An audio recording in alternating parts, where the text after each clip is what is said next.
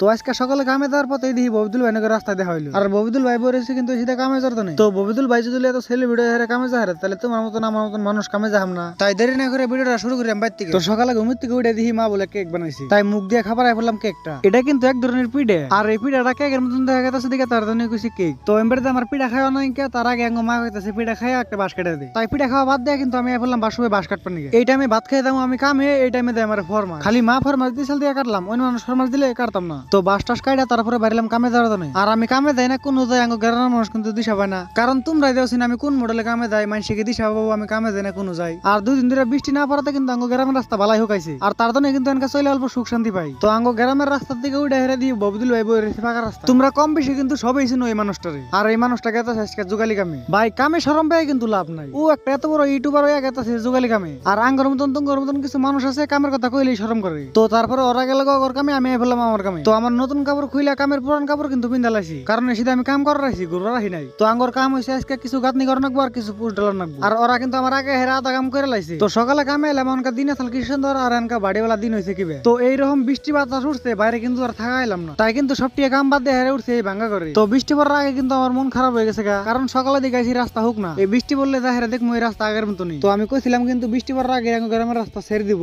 তো আঙ্গ গ্রামে কিন্তু খালি রাস্তারই কষ্ট না, যদি অল্প ভালো মতন বৃষ্টি বাতাস হয় তাহলে কিন্তু লাইন যায় একবার এক সপ্তাহের জন্য। তো এই গ্রামে আমরা যে থাকি একমাত্র তো আমরাই জানি, কারণ থাকি আমরা, তোমরা না।